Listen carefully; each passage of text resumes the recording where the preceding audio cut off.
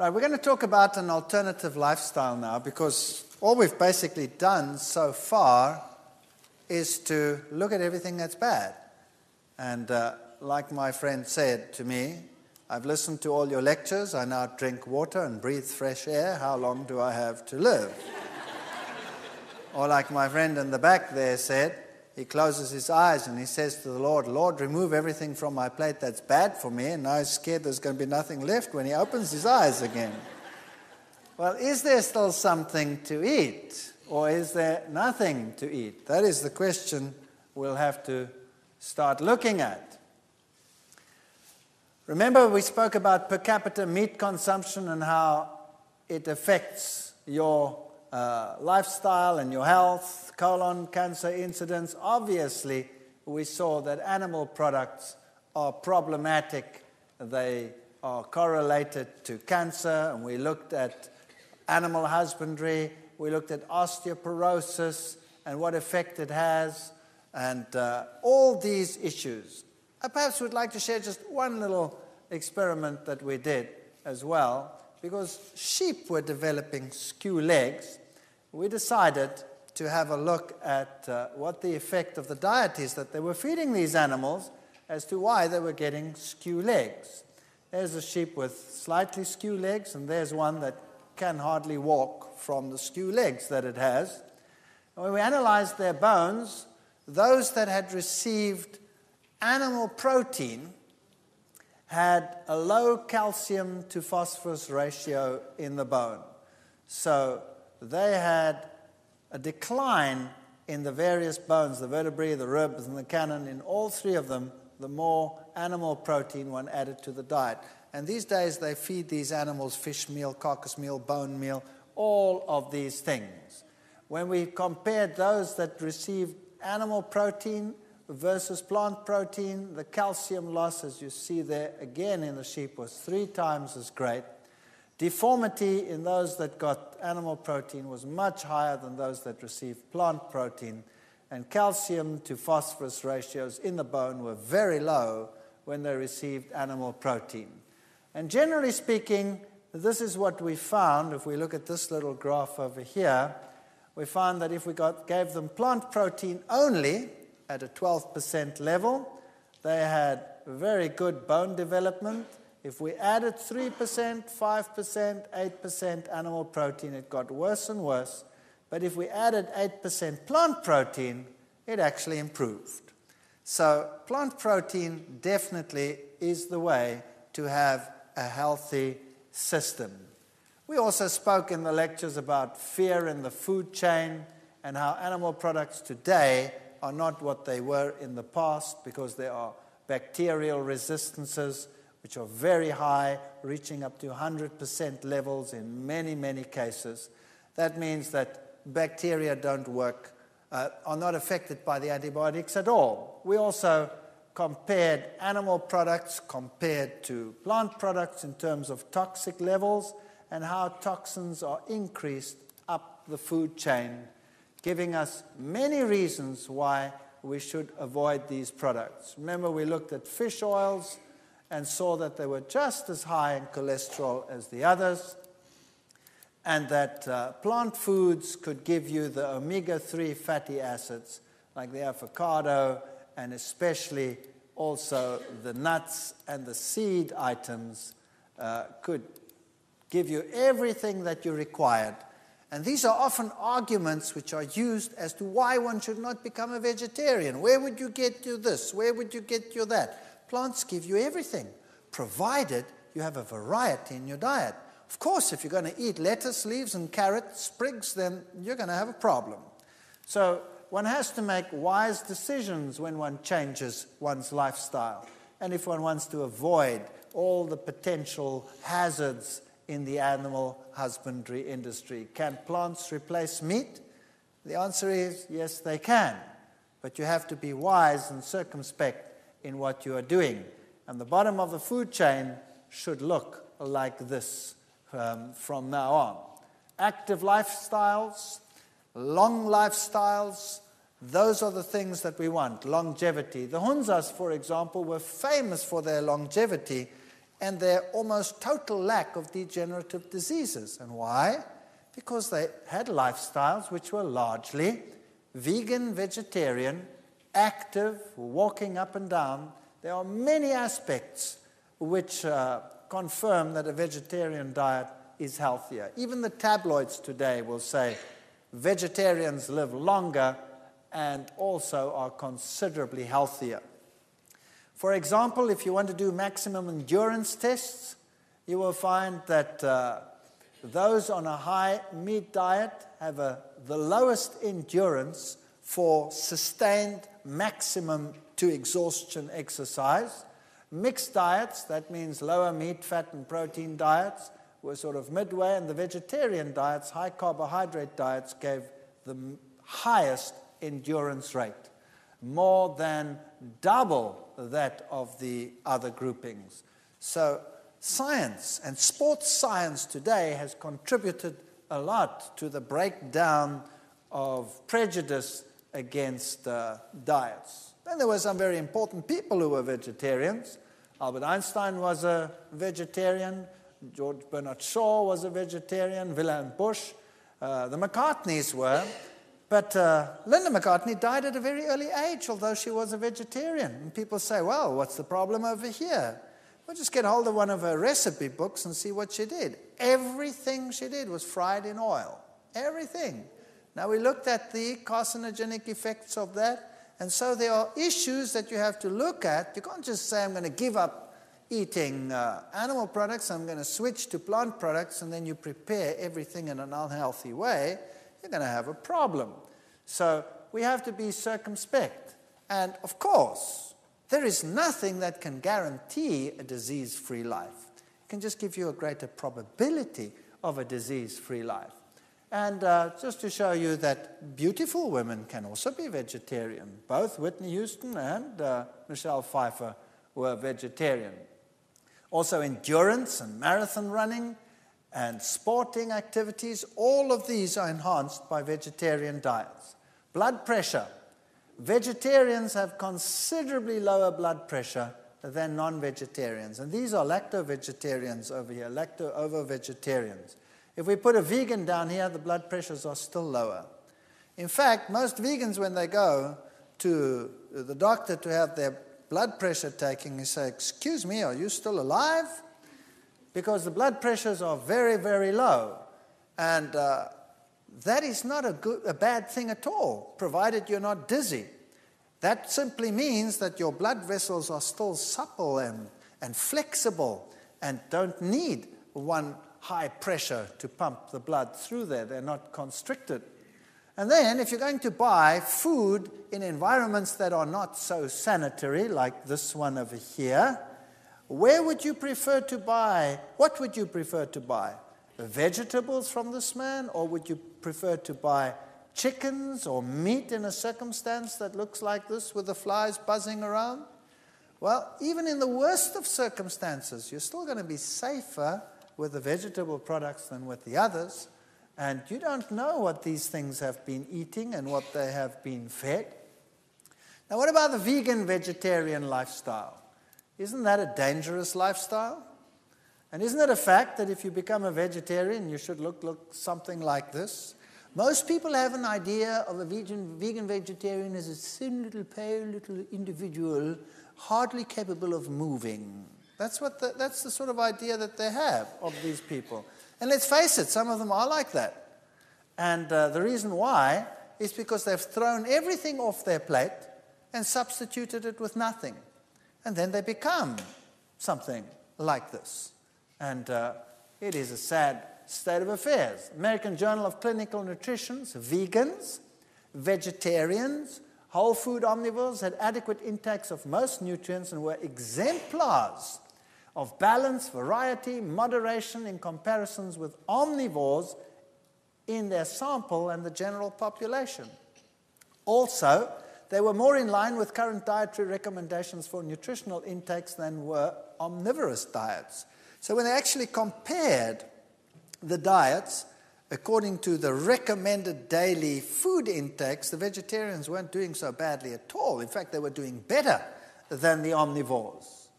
Now, they will tell you it's not safe to be a vegetarian because you'll have iron problems, B12 problems, vitamin D problems, etc., etc. Is this really so? Iron problems, you will have a greater probability of iron problems if you use dairy products because of the parameters that we discussed in that lecture. B12 is the one issue we will have to discuss. Vitamin D will be a problem only in areas where there's constant cloud cover. And even there you have UV coming through, so if you have exposure to the sun, you should be fine. You need exposure, but people today want to sit inside all the time. Here are stomach bacteria with decreasing gastric pH. Notice that the lower the pH, the fewer bacteria. The higher the pH, the more bacteria. The same in the intestine. The lower the pH, and so from the front to the back, where the acid starts coming in, you have an increase in the number of bacteria. Now, B12 is not produced by any animal in the world. It's produced by bacteria. And there are certain bacteria which in our intestines are quite capable of producing B12. Unfortunately, with the lifestyles that people have, these bacteria only occur here where there's an increase, and they occur in the last part of the intestine. And so they're too far back for us to benefit from them. So we produce the B12, but we do not absorb it. If, however, we were vegans and we took care not to mix fruits and vegetables, firstly we would have an alkaline saliva, and we would have bacteria in the mouth which would produce B12. And they don't produce bad odors. Bad odors come from poor fermentation in the stomach. So you would have B12 production in the mouth, plus the pH in the stomach would seldom, if ever, go below 4.5, so you're sitting with far less acidity. That means you're starting off here at a much higher level, and then you should be able to have B12 production. Now, there are other factors which affect B12. That's intrinsic factor. If you don't have that, whether you're a vegetarian or not, you're going to have a trouble with that. High acidity, which is more problematic for meat eaters than for vegetarians, would be a problem. And in fact, most of the world's population is largely vegetarian. Whole parts of India, large parts of Asia, Central Asia, for example, Central African populations, large parts of these, they don't have B12 problems. Western lifestyles, we sometimes do have B12 problems. So personally, I think that they are making a mountain out of a molehill, but I would suggest that if you are worried about these issues, if you have a high-stress lifestyle, which affects absorption in an acid environment of B12, well, then take a supplement or take a fortified milk that has B12 supplementation. But generally speaking, we do have the bacteria that produce the B12. So my suggestion, as I said again, is supplement if you have a high-stress lifestyle and all of these, or otherwise, test yourself regularly. Once a year, have a test, because B12 is maintained in the body for a long, long time, many years, and you won't run out overnight. So if you have regular tests done once a year or so, and you're fine, then you have nothing to worry about. If it's low, well, then take a supplement. And the same would apply to people that eat meat. They are just in as great a danger. In fact, more of them suffer from B12 deficiency than anyone else. If we look at minerals, we need all these minerals: calcium, potassium, iron, manganese, fluorine, selenium, tin, phosphorus. There's a whole host of minerals that we need, and you will find that they have all these different functions. They're in bone, act for alkalinity, blood, they're antioxidants, they're for thyroid function, enzyme functions, you name it. And vitamins and minerals have to interact with each other. So if you want to have good activity of vitamin E, you'll have to have selenium and zinc and calcium, and all of these have to be together in the body. And vitamins also interact with each other, so you don't want to take selective vitamins. You want to have everything in a balanced format. And the minerals interact with each other, and no one mineral is an island and independent of each other. And here's a major problem in the world today. You see, plant foods can produce vitamins, sometimes if they're not mineral dependent, just by photosynthesis. But where do plants actually get their minerals from? They get them from the soil. Now, what if the soil in an area is depleted? What do you do then? Well, then you have mineral-poor plants. And if a plant is mineral-poor, then it has the problem that it doesn't fight infection so well. It's very prone to pests coming and taking advantage of the situation. And so the problem is that they start spraying these plants more and more and more. And most farmers only substitute their ground with about 5 or 6 minerals. They don't take care of all the minerals. We need all the minerals. So the very best thing that mankind could do is to reintroduce organic farming, where they make sure that their soil has every single mineral required for growth. That means you start using rock phosphates and calcitic limes and things like that, which have every mineral under the sun as your basis, and start producing plants like that. Now, that's a little bit more expensive than the other fertilizers, but the rewards would be tremendous. That's one issue. If you're living in an environment and these plants are too expensive, and you don't even know whether they're doing it right or not, then I suggest you get foods from a variety of places. And then there's one other thing I would like to talk about while we're busy with minerals, and that is salt. The scientific world tells you that you should not use salt at all in your cooking because it produces high blood pressure and it's bad for you and what have you. And people develop all kinds of diseases. And if you're really, really run down and really, really sick and you have money to burn, then the Europeans in particular, they like going to these cure places where you have the hot springs with the mineral-rich waters and the salt waters, and they go and lie in the salts and they drink this water that comes out of and they feel like $1,000,000 and their blood pressure comes down and everything is right. So they're using a salt cure to solve their problem. Then they go back to their normal society and their normal lifestyle, and very shortly they have the same stress and the same blood pressure problems and the this and the that and the other. Now, I have a problem here. How come the salt can actually cure some of these things and the salt cause the things at the same time? Does it make sense? It doesn't really make much sense if you think about it in those terms. Now, what is the main salt that is used in the world today? It's sodium chloride.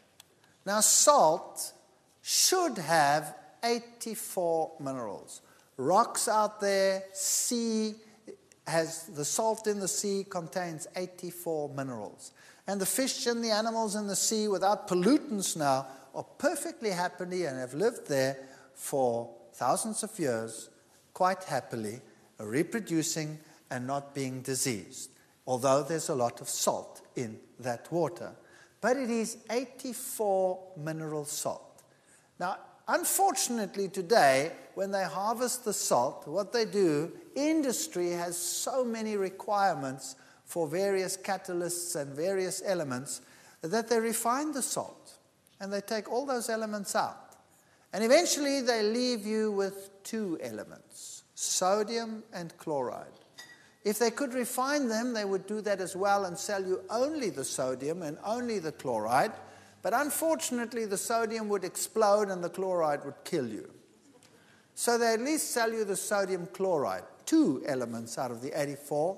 And then occasionally they have a twinge of conscience and they add 1 more, which is that, iodine.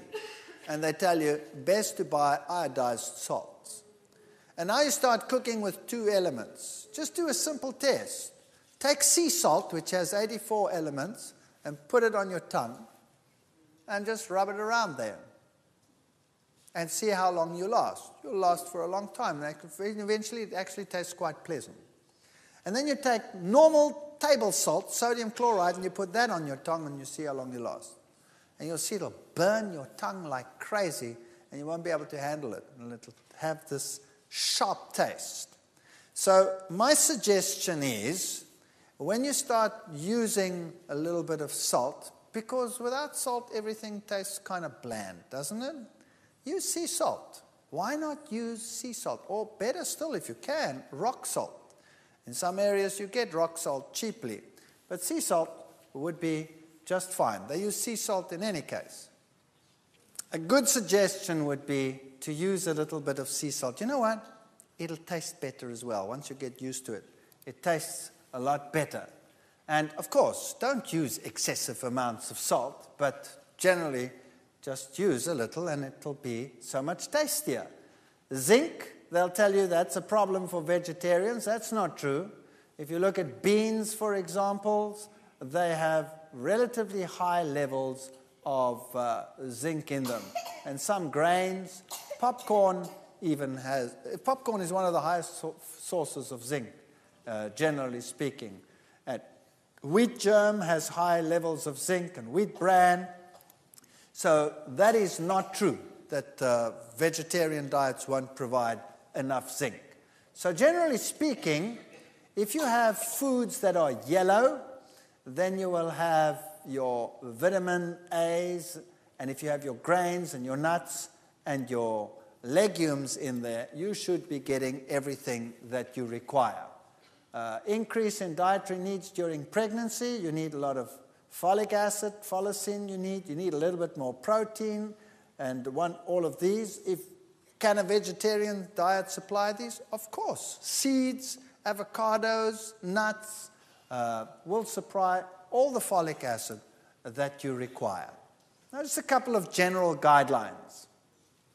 Number one, you have to eat an abundance of fruits, grains, nuts, seeds, legumes, and vegetables. You cannot just remove the heavy foods and sit with only fruits or only vegetables. You have to have grains, varieties of nuts, seeds, legumes in your diet, and you don't have to eat them as such. You can work with them and change them and modify them. You have to eat more alkaline-forming foods than acid-forming foods. That happens automatically when you become vegetarian. And avoid acid formation by choosing correct food combinations. 3 simple criteria, two of which you have to watch, one which comes automatically. Now, if you read some health books, they have so many complex things that you have to do that you have to buy yourself a computer just to, start working out what you must do in the kitchen. And eventually you go totally nuts. And there are so many rules and regulations as to what you must eat that you might as well just forget it. I don't know whether you've heard all of these things. I know there's so many of them. You're not allowed to eat what grows above the ground with what grows below the ground. You're not allowed to mix proteins and carbohydrates at the same meal. Have you heard all of those before? I mean, there are really silly ideas out there. Then how did God make grain? Grain consists of protein and carbohydrates. How do you make legumes? Consists of proteins and carbohydrates. Every food consists of proteins and carbohydrates. It's a silly idea. The problem is not the protein and the carbohydrate together. The problem is the animal protein and the carbohydrate together. Does that make sense? Because the plant protein digests quickly. So if you don't have animal proteins in your diet, then all of the problems associated with the so-called mixing of protein and carbohydrate disappear.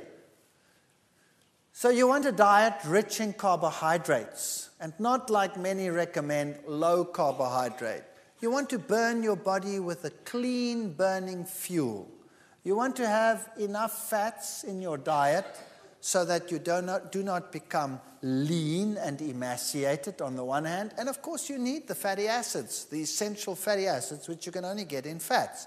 So you get those if you have your seeds and your nuts and your legumes in your diet. And your proteins, you satisfy your general needs, kids a little bit more than the adults, and you want to have more alkaline-forming foods than acid-forming foods. How do you do that? It's very simple. The high-acid foods are the meats. Bacon, beef, chicken, crabs, eggs, fish, ham. Those are the high acid-forming foods with 15 to 40% acid formation. Medium is grains, legumes, lentils, oats, peanuts, rye, wheat, some nuts, etc. And the low, some fruits, cranberries and plums. That doesn't mean you mustn't eat them. Not at all, because they're so low acid forming it doesn't make any difference. And some of the fats. And your high alkalines are all your dried fruits, vegetables. Well, molasses is on there because it's alkaline forming, but it's still a more refined food. Beet greens, Swiss chard, dandelion, those are your high alkaline foods. Your medium ones are most fruits and vegetables.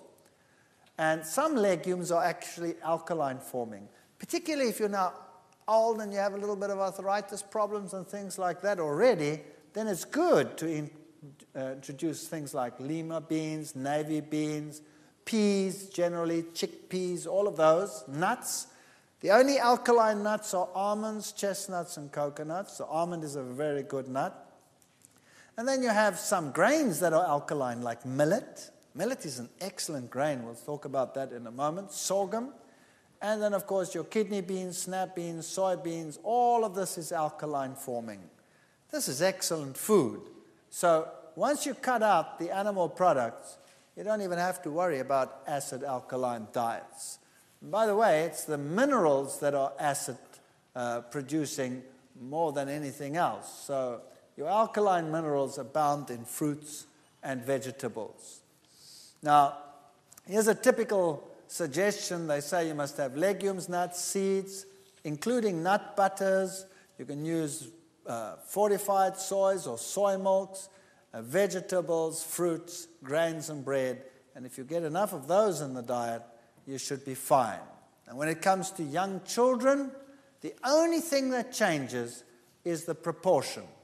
So you want to have cereals in the diet, you want to have fruits pureed, but when it comes to the energy foods, you want more of those in children's foods than in the others. So cereals, fruits, protein foods, green leafy or yellow vegetables will supply every single requirement that you need. And you can see that all of it is being met, or 99%, with just a very moderate intake. Some useful equipment that you need. A good blender is very useful in vegetarian cooking, because you're going to start making nut creams and nut butters and milks and sauces and things like that, and cheese substitutes and all kinds of things. So a good blender is a very, very good investment. Now, when I talk about a good blender, I mean that one that has a powerful engine and one that will really spin. Because if you buy a weak one, it won't do the job. It'll irritate you. It'll chop the things around, and you'll have gritty pieces in your mouth when you want to find cream, for example. It'll be most unsatisfactory. So rather invest in a good blender. A heavy base or non-stick frying pan, waterless cookware might be quite good. And some people like extras like waffle irons, food processors. And if you're really going all out, some means to grind your own flour. That's just nice. If you have access to stone ground flour, well, then you don't have to get those pieces of equipment. Stone ground flour is a terrific way to go. Ensuring proper combinations. Notice that there are some foods that are neutral. That is, all grains, all legumes, all nuts, all seeds, some vegetables, like those that are high in water, like cucumber, lettuce, sprouts, tomatoes, some people yes, some people no, and the herby plants.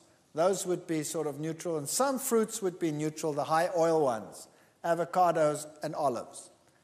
Then the fruits is anything else that is a fruit, like an apple, an apricot, banana, and what have you. All of these can be eaten together with this. So you could have a meal which contains a grain. Let's say bread, a roll. And you could have a patty on there which is made of legumes and nuts. And you can have lettuce on there, and sprouts on there, and tomato on there. And you can have a sauce on there which you make with seeds or nuts, combinations. You can have avocados as a butter and olives in there and eat it with all that fruit.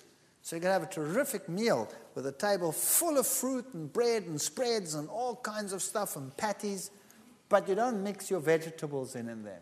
So if you want to have a meal with vegetables, then the vegetables are also compatible with any one of those. But the vegetable and the fruit together, they're a problem. Now, that's a very interesting thing. You see, the fruit digests the fastest. These, if they are all of plant origin, digest second fastest, and the vegetables, which have hard, compact cell walls, digest the slowest. So if you mix these two, you will actually get fermentation. Whereas if you mix those two, you don't get fermentation. Mixing fruits and vegetables, no fermentation. The time is not long enough difference for fermentation. Mix vegetables and the grains and legumes and nuts, etc. Time is not long enough for fermentation. Mix the two together, you have a problem. So that is just to keep a nice alkaline system. It makes a big difference in terms of, for example, acidity and also just alertness. It's not a law of Medes and Persians, and if you are a guest somewhere or you do not have the possibility of always doing this, then it's no big deal. If I do it, for example, I'm quite sensitive to this because I actually take care not to do it. If I do it on occasion, I feel the difference. I feel I have less energy. So these are sort of the neutrals that you can eat with any category of food, with fruits or with vegetables, whatever. Grain-legume combination is always a good combination because of the protein. It gives you a perfect protein. So a diet that contains grains, nuts, seeds, fruits, vegetables will supply a superb blend of nutrients. And the African diet, as we said, is legumes and grains, and that is their protein source. Then they have lots of vegetables and lots of fruit. And now let's talk about whole foods. What is the power of a whole food plant? Number one, it exceeds that of their component parts. So if you take the things apart and you eat them separately, like in refined foods, you would have to do that, you do not have this enhancement that you get in the whole food plant.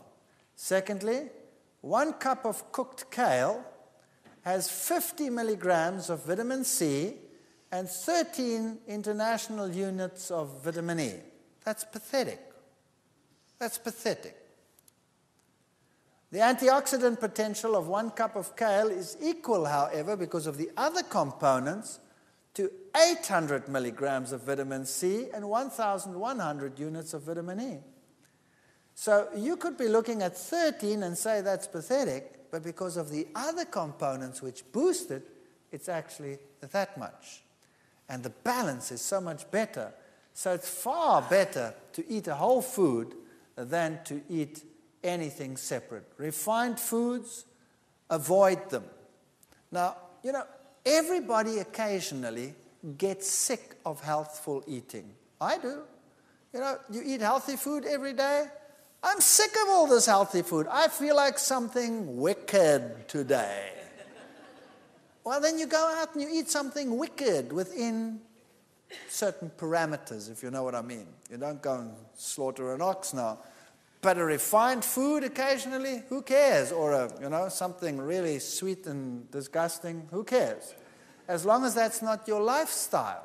Don't become fanatical about food because you'll not only make yourself but everyone around you miserable. And try never to see what other people eat. It's not your business. What you eat is your business. And what they eat is their business. Set a nice example and people will like to follow it. Don't refine it. If you can, use it. Now, what does that mean? How do you think whole foods? What do you do? What do you do if you find a pile of nuts and seeds and stuff like that? You go clonk, clonk, clonk, clonk, put it on your plate and say, there. You want to be a whole food fanatic? Go and eat it. No. You must learn what to do with them. You must change these things. These are whole foods. Those are whole foods. And variety, variety, variety is the spice of life. By the way, eating breakfast saves lives. Possible reducing the risk of a heart attack.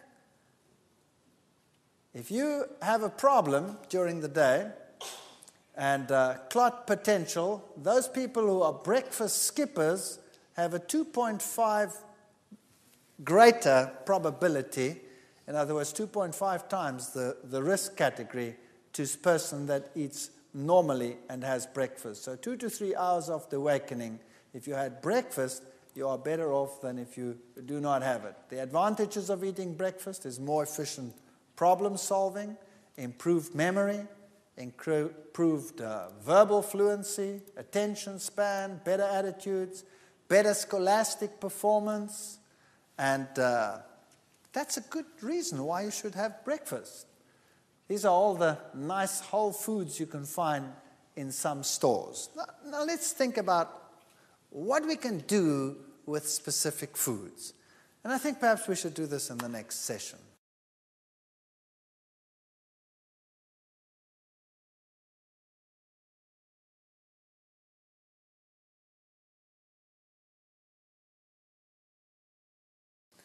All right, we were talking about all the advantages of vegetarian lifestyles, and now we want to concentrate on what to do with specific foods. For example, grains. You are now thrown out a lot of things. You've thrown out dairy, you've thrown out meat, you've thrown out all of those things. Now, what to replace them with? Now you have to start thinking grains. You know, if we were to take the grains in the world and put them into tiny little packets, just like this, we did this once in South Africa. We went to a seed store and we bought all the different edible grains and put them into tiny packets, and we packed them around the hall from one side all the way around, right round, and said to the people, you go and look at all those grains. And they were stunned. All the grains that you can buy, all the sorghums and the various wheat types and the eastern grains and the millets and all these wonderful things, just hundreds of different grains. So there's barley, for example, which is a rich mineral food and is rich in B5 vitamin. So if you have B5, that promotes fat metabolism. So if it's cold, if it's winter, for example, just a touch of barley in something, in a stew, or a little bit of barley mixed in with rice that you're cooking, and you have a better heat production. Maize, for example, is an excellent food. These are all the different grains that you have to start thinking about and what you can do with them. Millet is a fantastic grain.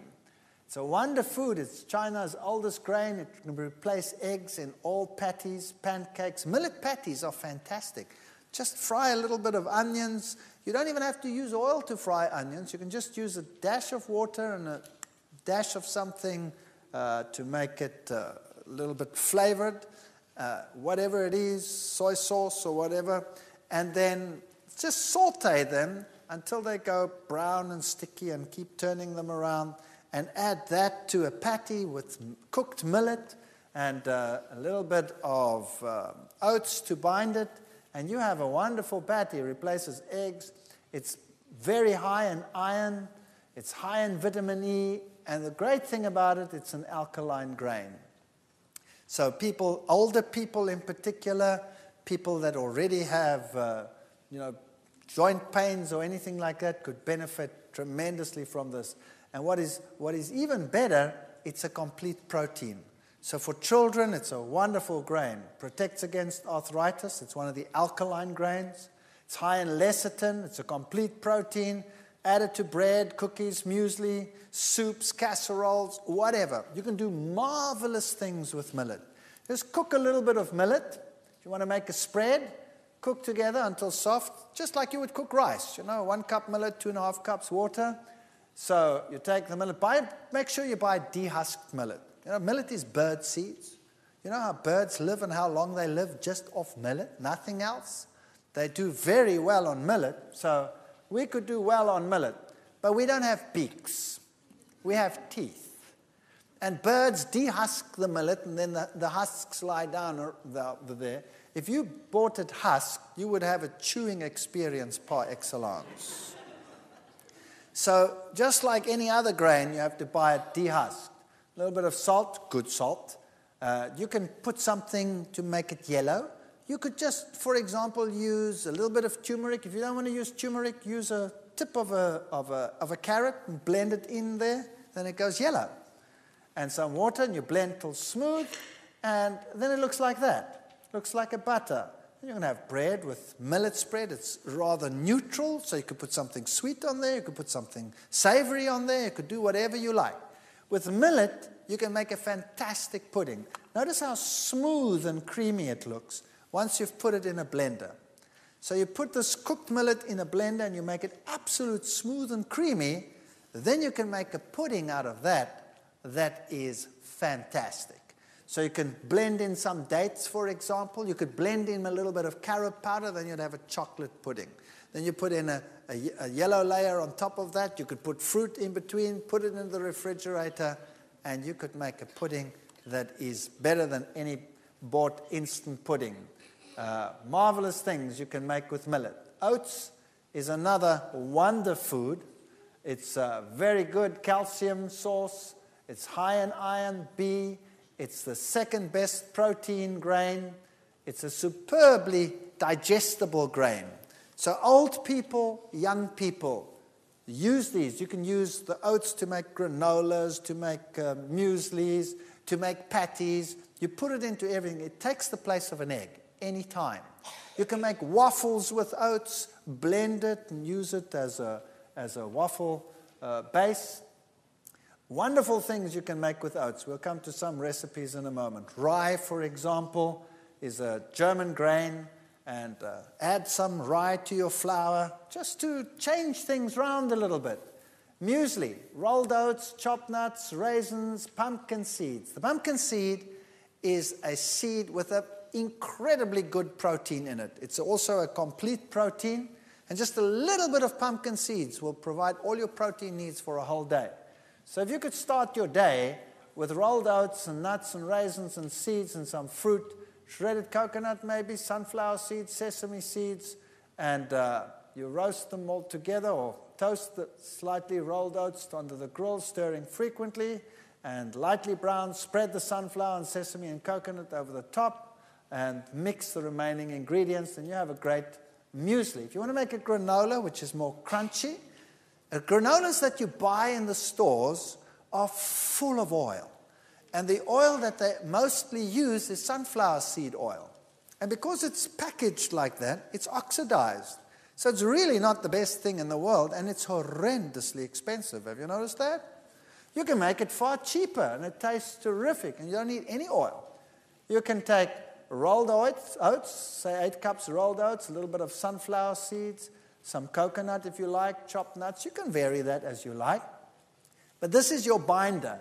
2 ripe bananas, 1.5 cup chopped dates, a little bit of good salt, hot water. You can use some natural vanilla. And these mixtures over here, you stir the 2 mixtures together, and you mix this in a blender, all in a blender. Then you have this liquid, and you mix them all together. And you put them in a cookie sheet and bake them at 250 Fahrenheit. That's a low heat. That's a low heat for about 1 hour, stirring every half hour. And then it becomes a nice crunchy granola with no oil in it. Tastes terrific. Serve that with soy milk, and you've got it made. And it's a lot cheaper if you buy these in a store where they sell seeds cheaply. Rice, try getting used to unrefined rice. It just makes such a difference. Now, some people don't like brown rice. They say it's too chewy. The way to get around that is to soak the brown rice overnight like you would soak legumes. And then when you cook it, it gets light and fluffy. That solves the problem. And you don't lose 80% of the B1, 40% of the B2, and 60% of the B3 vitamins, as you do with white rice. And start using the rice differently as well. Don't throw the leftovers away. Use them in patties and become innovative. You don't throw anything away. You remodel everything. That's what you do. And you make great things. Wheat. Notice that I've written there, bread, bread, bread. Do you know, people today are suffering from wheat allergies and gluten allergies and this allergy and that allergy. Have you noticed that? Most of these allergies are secondary dairy allergies. Bottom line, if you throw out the dairy, which is making everything else with it incompatible, we always throw out the good and we keep the bad. It's horrendous what we do. Throw out the bad and keep the good. People say to me, for example, oh, I can't eat apples. They make me sick. I said, you eat an apple after you've had a meal with meat and, then you eat an apple and the apple makes you sick? And he says, yes, that's exactly what I do. I said, well, why don't you try throwing out the meat and eating the apple? Oh, no. That's a horrendous thought. So I'd rather have the meat and not eat the apple. Why is the apple fermenting and making you sick when you're eating the meat? Because it's staying in your stomach for 6 hours. Obviously, it's going to ferment, so throw the apple out. Sorry, throw the meat out. That would be a better solution. So bread, bread, bread. Use the wheat. It's a high-energy food. It's an excellent primary nutrient combination. It's mineral-rich. It's rich in B and E vitamins. And try not using refined. Try getting whole grains. And if you buy whole wheat grain at your store, remember what you are getting. They have bolted the wheat. They have huge piles of bran. They're selling most of their flour as white flour, and then they have the germ. So normally what they do when they sell you whole wheat flour is they're going to take the white and they're going to mix as much of that bran back in there as they can. And you're buying a pack of 50 or 60% bran, 40% white flour. That's not what it's like in a grain. You bake a bread that's as heavy as a rock, number one. Nobody wants to eat it because there's not enough white flour mixed in with the bran as it would be with stone ground flour. All kinds of problems with that. Try and get stone ground flour, and if you cannot, if it's impossible, then do your own. Even if you have to soak grain and liquidize it and use that as a dough, that would still be better. But when you make your own bread, you can play around. You can add rye. You can add a little bit of millet. You can have all kinds of things. The easiest bread to break is the simplest bread. So here's a simple bread for you. 1 kilogram stone ground flour, that's about 2.2 pounds or something like that. Stone ground whole wheat flour, approximately 10 cups. 1 packet of instant active yeast. It doesn't matter which yeast you're going to use. You're going to destroy the yeast in the heat in any case. And a little bit of good salt. 1.5 tablespoons of good salt, not sodium chloride.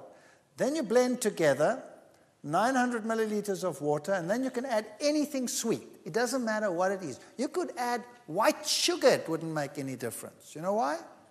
Because the yeast is going to utilize it all.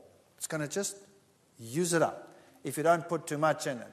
But it's also good to use, let's say, fruit. You could use a little bit of raisins. Half a cup would be a little bit much. I would say a 1/4 cup raisins or a tablespoon raw brown sugar. Or you could use honey. You could use molasses. You could use something sweet like an apple. You could grind it up and or liquidize it, and that could be your sweetener. So 900 milliliters of warm water, that's about almost 2 pints, and then something sweet. Best would be liquidized currants would be the very best because they're very high in iron.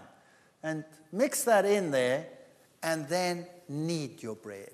Knead your bread, and knead your bread, and let it rise, and punch it down, and knead your bread, and then you mix and develop the gluten so that it's like chewing gum, like chewing gum. If you then put it in the oven, all the air that is produced by the yeast gets trapped, and the bread rises nicely, and you bake it in the oven at a relatively high heat to begin with to stabilize the bread. Then you'll have a light, sweet bread. If you do not mix it properly, what's going to happen is the gas is going to produce, the bread will go up. There's not enough chewing gum to trap it, to blow a bubble. So what happens? The bubbles pop and the bread goes, and you bake a perfect brick. And you need a chainsaw to cut your slices, or you could kill your husband with it if you're angry with him. So a simple bread has very few ingredients. Now people actually say, now hang on a second, is that a healthy bread? I actually want everything healthy in my bread. And they put all the things that they can think of in the bread, and they bake this heavy bread, and they need a wheelbarrow to cart it around. And it's soggy and heavy. You don't have to build a perfect meal into a bread.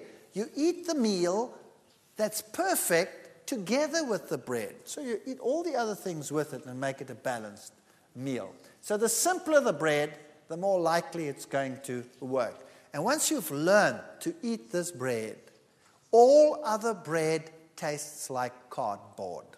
I assure you. If I don't get this type of bread, I get withdrawal symptoms after a while.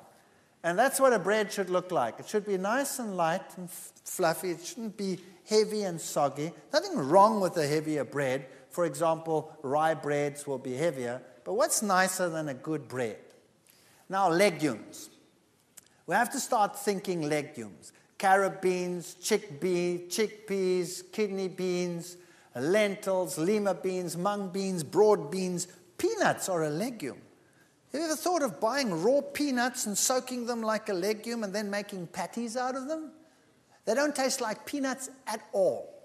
Only roasted peanuts taste like peanut butter. They taste like a legume, but they taste like a rich, almost lamby, beefy legume. When you make a patty out of them, they really are magnificent as a legume. The soya bean, etc. But now you have a problem. People say, I explode when I eat legumes. I cannot handle them. Now, let's understand something about legumes. You have to pre-soak legumes. Raw, dried legumes contain alkaloids, glycosides, saponins, and these are a problem. In fact, they are in the seed to prevent it from germinating. It's an enzyme suppressant. So if you take a legume and you soak it in water, and the legume soaks up all the water, how many of these products have you got rid of? None. They're all still in the legume. Now you take your legume, it's nice and soaked, and you prepare it and you cook it, and all those enzyme suppressants that prevent the legume from sprouting are still in there. Now you're getting those enzyme suppressants into your stomach, and you're not digesting it too well. Your enzymes are also suppressed. So eventually it goes all the way down, gets to the colon. The colon works with these products and then starts fermenting the legume in the colon, and that leads to an explosive experience. Right? So what you want with a legume is you want to get rid of these things. You want to get rid of them. How do you do that? You soak in huge quantities of water. And the water goes what color? Goes either reddish brown or one of those, right? That's all the tannins and the saponins and the glycosides and the stuff that's coming out. Now, what do you do with that water? What do you do with it? You throw it away. And not like some well-meaning individual who thinks, well, this looks so good, I'm going to cook the pea soup with that one. Well, I'll tell you, you don't need nuclear weapons then. Just send that pea soup. It's the most explosive thing under the sun. So what I would suggest is that you buy your legumes, soak them in lots of water, pour the water off regularly. If you're sensitive to legumes, do that, if it need be, for 2 days, 3 days, regularly. If you don't change the water regularly, they'll go bad. Just keep on pouring off the water. And then what do? Going to wait 3 days or 2 days for a meal? Of course not. You put them into freezer bags and you pop them in the freezer and they're fine. People will say, oh, don't I lose the energy value and the food value? No, you don't. You can take those very seeds and go and plant them and they will grow. What happens in nature, in Europe, in the winter? What happens to those seeds? They freeze in the ground, and then when the water comes and it rains, then all the stuff leaches out. When the stuff is out, then it can sprout and it will grow. All the nutrients that you need are in there. So soaking is essential for a legume. There are lots and lots of different legumes, and you can have such fun with legumes. You can make the greatest stews, the greatest soups, the greatest patties. You can make roasts. You can go to town on a legume. But you don't have to have huge quantities of legumes in your meals. That's another problem. We eat too much of it. It must just be a portion of the meal, and the rest must be the vegetables or the fruits or whatever else you want to go with it. The soybean is such a magnificent bean. It is rich in linoleic acid. It is good calcium source, iron source, everything that you need. And if you look at the composition of selected soybeans, I'll just put this here for clarity's sake. Beef, for example, look down that list over there and compare with raw or cooked soybeans, you will see that the soybean compares excellently with anything else. And tofu is a wonderful food. You can make great things with tofu. You can make mayonnaises. A little bit of soft tofu, water, onion salt, garlic salt, or whatever you like. Lemon juice, honey, or a little bit of raw sugar to taste. Blend them together, you have a mayonnaise. Now imagine what a mayonnaise normally is made of. What's a mayonnaise made of? Egg yolk upon egg yolk upon egg yolk, together with lots of sunflower seed oil, together with lots of vinegar. It's the worst combination under the sun. It's the worst for your cardiovascular system. You cannot imagine worse. Imagine a mayonnaise that you make with blended cashew nuts. You take some cashew nuts, cover them with water, blend them till they're very smooth, add a little bit of your favorite seasoning, and then some lemon juice, and voila, you have a mayonnaise that is absolutely marvelous. Now people say, cashew nuts, that's expensive. Hello? How much does a chicken cost in this country? What does a chicken cost? Who can tell me? So let's say $4, right? So let's say that chicken weighs what? 1.5 kilos. So let's say it's about $3, or let's say $2 per pound. Is that about right? Is that about right? $2 per pound. Good. How much of that chicken is bone? At least half of it is bone. So you're not paying $2 per pound, you're paying $4 per pound already for your chicken. Now, how much of that chicken, once you have deboned it, is water? 70% of it is water. So how much are you paying for your chicken? Well, you go and work it out. You're paying anything up to $7, $8, $9, $10 per pound for your chicken. It's a very expensive meal. It looks cheap, but what you're getting is water, 70%, what you're paying for. If you buy cashew nuts, how much of it is food? 100%. So even if you're paying $4 or $5, it's still cheaper than your chicken. So don't tell me cashew nuts are cheap or expensive. All right, and you need very little to feed a whole lot. You can make great mayonnaises with tofu. You can make omelets with tofu. You can make, there's so many things. Go to any Korean or Chinese person and ask them, what do I do with tofu? And you will be stunned. So go to the various nations that use these foods. Omelets are terrific with tofu. Half a cup of tofu, you can use a little bit of rice flour, add a little bit of cashew, ground nuts, that would be great, liquidized. And then your various condiments, put a little bit something yellow in, and then use a non-stick pan to make an omelet. You can put your favorite filling in there, close it up, and serve it, if you really want to be wicked, with whatever, with fries that you've made with olive oil and a nice salad with it, and it looks and tastes just great. And sometimes omelets made with tofu stick a little bit more to the pan than others. So that's no problem. The ones that stick and break, they go to the wife, and the good ones come to me. Simple as that.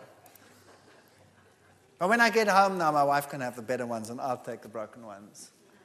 No-bake tofu cheesecakes. You can make cheesecakes. You can make the most wonderful things. You can use agar-agar as a binder that has no animal products in it, or you could use MS. You get MS in your country, which is a wonderful substitute for gelatine, which is made from horses' hooves and skin scrapings and trotters and all kinds of stuff like that.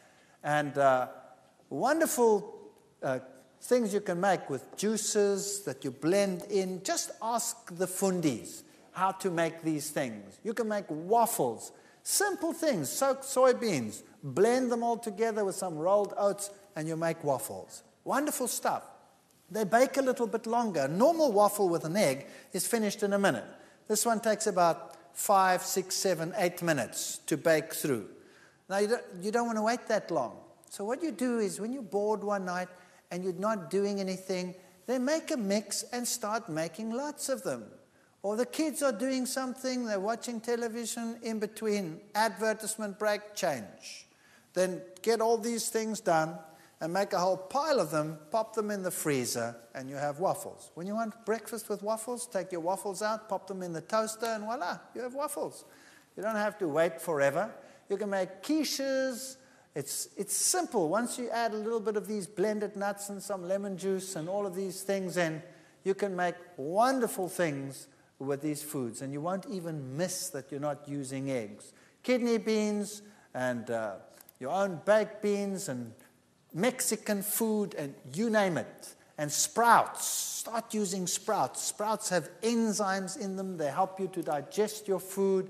They're wonderful. Mung bean sprouts. Once you get used to them, you'll start craving them. Chickpeas. Chickpeas are wonderful food. Chickpeas is magic. If you have soaked chickpeas and you blend it and you bring it to a boil, it goes thick by itself. Then you can use it as a sauce. You can even make a mayonnaise out of it by adding lemon juice and a dash of something sweet or tangy, whatever you like. And you can make mayonnaises out of chickpeas. You can make hummus out of chickpeas. Who knows hummus? Yeah, all of these things. Start thinking about these things and start using carob. Now, carob means you have to re-educate your palate because we're all used to chocolate. And once you have re-educated your palate to carob, which takes a while because we all have perverted palates, then chocolate actually tastes obnoxious. Believe me, I ate whole slabs of chocolate in one go. I cannot stand the taste of chocolate anymore. But carob I can handle, especially if you coat things with it like raisins or coat nuts with it, then it's very handleable and it's very, very pleasant. And a carob drink is a wonderful substitute. Take soy milk, add some carob powder and a little bit of fructose, and you bring that, make that hot and serve that. And I'll tell you, the young people just love it. And it tastes great. And you can make chocolate sauces, chocolate desserts with carob. Just have to get used to it. Lentils, you can make slices. You can make all kinds of interesting things. Mock liverwurst with it, some cooked lentils, a little bit of cold oats porridge, chopped onions. Margarine is what gives it the flavor. If you like, a large clove of garlic, some salt, and blend this together and keep the onions just a little bit chewy, in other words, not pureed, and then you have this crunchy liverwurst taste that you can put on bread. You can make savory spreads, and it's the herbs that do it, the basils and the oregano and the tomato pastes, which add the different flavors. And your nuts and your seeds are your sauces and your creams and your energy booster. So, for example, if you're as thin as a rake and you want to put on some weight, then you start using more of these foods. If you are overweight and you want to lose, you use less of these foods. It's as simple as that. You don't have to give up anything, you just use less. And you're only using it as a flavorant. So you can make nut milks, nut sauces, nut creams, nut mayonnaises, and you could use seeds as well. You could make the same thing with sunflower seeds. You could make sunflower mayonnaises, sunflower creams, sunflower sauces, same things. You can do it with sesames. You can make your own tahinis, your own creams with sesame, sunflower, with pumpkin, any one of those. So start looking at nuts differently. Coconut. Coconut contains saturated fat. So if you have a problem with weight, a little bit more coconut in the diet, coconut cream, coconut milk, that will make you put on weight. And it is not true that you're going to suffer cardiovascular disease. Because it comes packed with plant protein, it doesn't have that effect.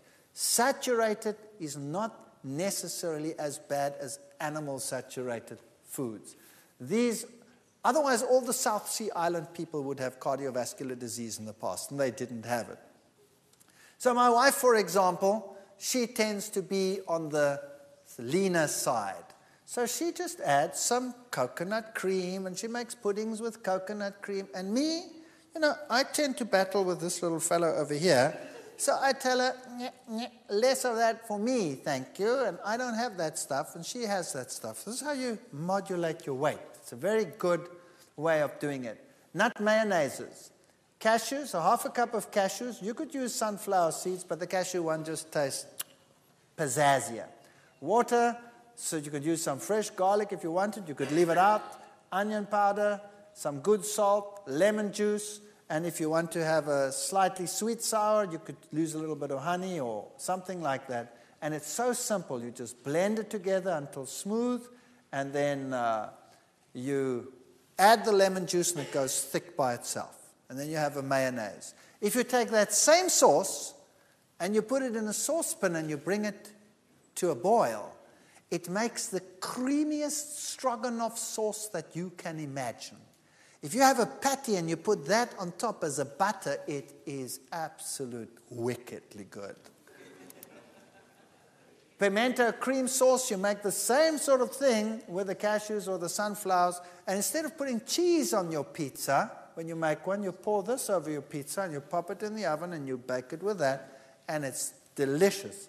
And once you start getting used to that, cheese actually tastes like rubber after that. And you won't want to change. Lasagnas, if you use your noodles and your tomato and your onions and your whatever you want to put in between, and then you put this cashew cream sauce in between your layers and one on top, and you bake it with that, the aroma is enough to kill you. In a nice way, of course.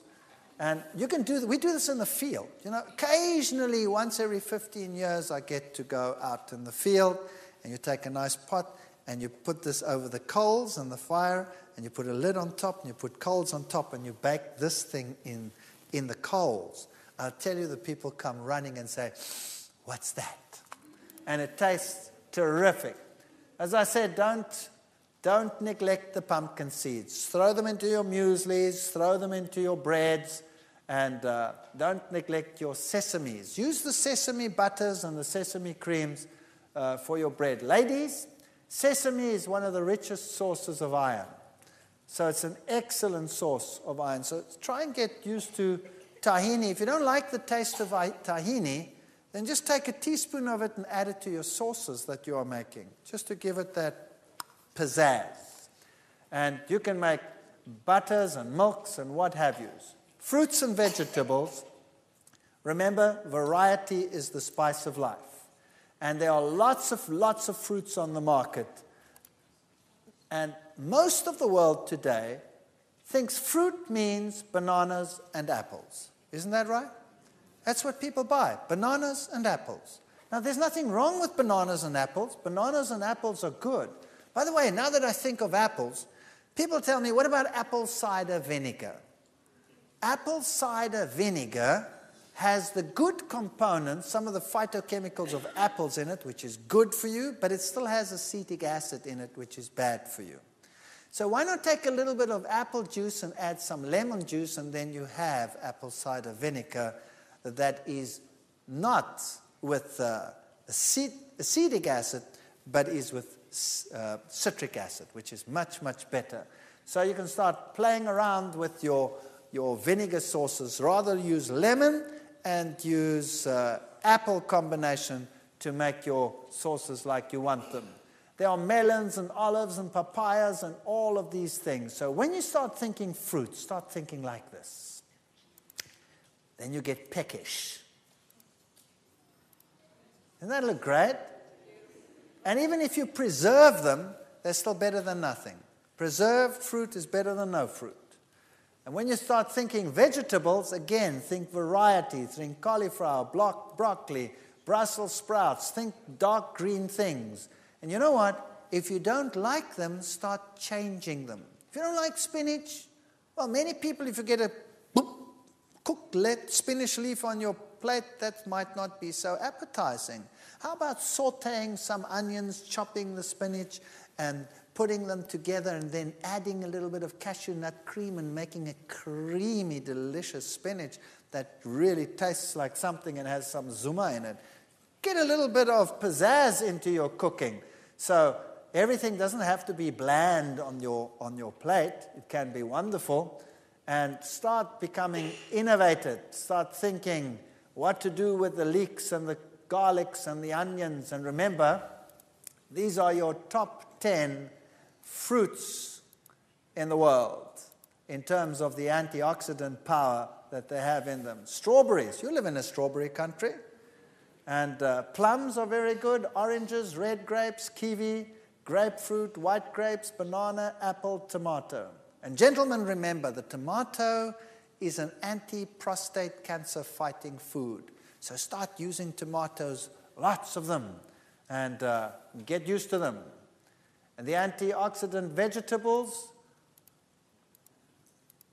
I wouldn't put corn on that list because that to me is a grain, but nevertheless, leave it there. Kale is very good. Spinach, Brussels sprouts, alpha, broccoli, beets, red bell peppers, onions. I would put cabbage in there as well as one of the best antioxidant foods. So the cabbage family in general, kale of course is part of the cabbage family, and wow, that's a power food in terms of iron and in terms of calcium. Wonderful food. So start using these things. Food sources that fight cancer. Brussels sprouts has sinigrin, broccoli has sulforaphane and other components as well. The red grapes has resveratrol. Citrus has limonene. So if you have a variety of foods, you get a variety of anti-cancer agents. If you only have one food in your diet, you'll only have one anti-cancer agent. So why not fight on all fronts if you can? So remember, your high anti-cancer foods are garlic, cabbage, licorice, soybeans, ginger, carrots, celery, parsnips, and then your grains generally, and your tomatoes, your eggplants, your peppers. Put these foods into your diet and fight cancer. Now, I've written a book on this. Unfortunately, this book is published by CRC Press and MedFarm, which is not unfortunate in terms of the science thereof, because those are the best scientific publishers in the world. But that means that this book goes out to the medical world. That was my target, to try and reach those that can affect most of the people lower down. So if you want to buy this book, it's horrendously expensive. I would not be able to afford this book. So that's the sad part about this book, that it's very expensive because of that. And you don't actually need the book because it has a lot of science in it. If you're interested in that, that's good. There are lots of recipes in that. But there are so many recipe books out there in the world. And there are so many books that put this simply. But you don't want to get one that makes life complicated for you. You want simple, straightforward recipes that tell you how to prepare food in a tasty, wholesome way without 10 million rules to drive you nuts. That's what you basically need. And if you take some of the ideas that we've spoken about today, and you go to those who've had some experience in this and start getting involved in cooking schools, or I hear that you have chip programs and things in this country where you might get some wonderful ideas. then get involved slowly. And as the bug bites you, it will be fun. And once it starts being fun and once it starts tasting good, you will feel better, you'll be excited, you'll have more energy, and you can be an example to others. Don't make a religion out of your diet. There's nothing worse than putting diet before religion. God comes first, food comes second. Food is there to be enjoyed, but why not enjoy it and be healthy at the same time? Thank you. And you can be a light unto others, and you can help them to a healthier lifestyle. Just this message alone. We get hundreds and hundreds and hundreds and hundreds of letters. I was lecturing in Germany once, and there was an old lady sitting in the back in my lectures. It was in a big hall. There were over 800 people in the hall. And she was in a wheelchair. And she was in an old age home, and she had terrible arthritis. Her fingers were like that. And she was, I don't know exactly how old it was. I speak under correction, but I think she was in her 80s. So a very old lady. And I happened to return to the same town 4 years later.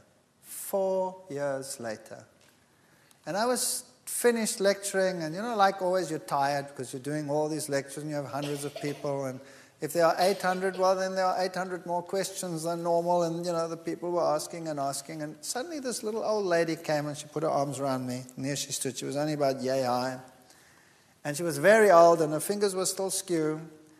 And she said to me, 4 years ago you were here.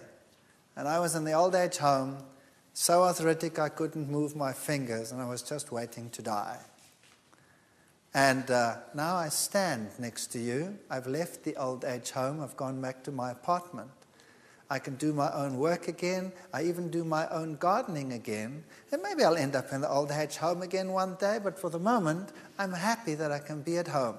I implemented what you said, and I could get up out of my wheelchair. That makes a difference. And I don't care about all the critics then. That's what makes it worthwhile. And people that had been given up for dead with cancer, that they'd operated, closed up, sent home to die, changed their lifestyles, and their tumors went back and back and back. Not everybody, some die, but some that actually stick to it start getting better. And we've got just piles and piles of letters, and it just makes sense to tell people how God, if you think how God had put everything together there in the beginning, He tells us what the original diet was. Obviously, if we're going to give the body what it was designed for, it's going to be the best. Who does not want you to be healthy? The devil doesn't want you to be healthy. And what does he use to make you unhealthy? He uses human ambition and love of money and industry to put foods together that make money and quick money and make you captive so that you can become ill.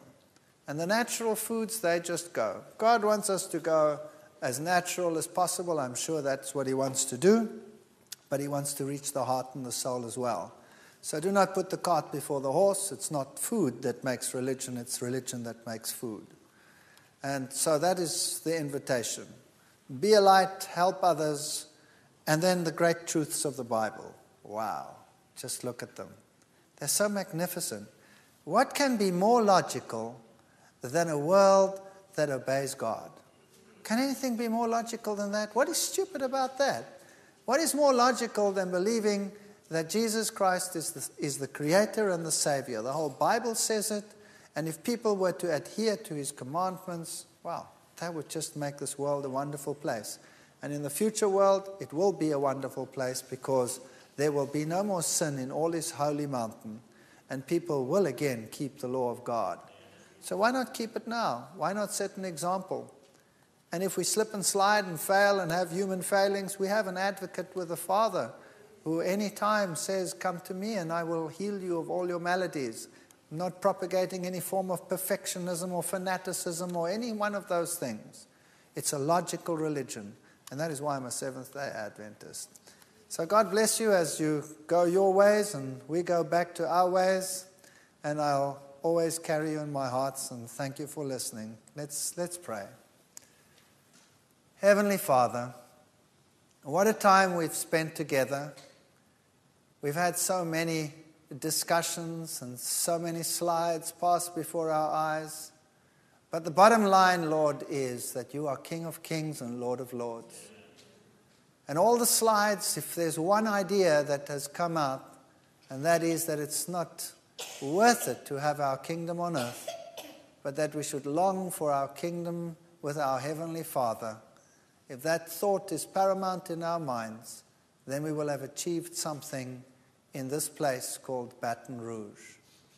And Lord, if a little light has been kindled and lights in general have been kindled, let them not die, but let them turn into a raging fire that will consume not only this city, but all the surrounding ones and eventually even the whole world, so that the world may be lightened with your glory. And Lord Jesus, I commit everyone here to your care, as only you care. One who has given his life for those who are just sinners, surely you will take care of everyone that is here. I pray for your blessing upon them, your watch care, your angels to guide their paths, their decisions, and their life as it proceeds from now on. And may we have the privilege, Lord, of one day, everyone represented here, standing with you on the sea of glass as we go to the heavenly Jerusalem. And may we one day in the earth made new ponder the little time that we spent here together and say, Lord, it was worth it after all. Your blessing is what we need, for without it we perish.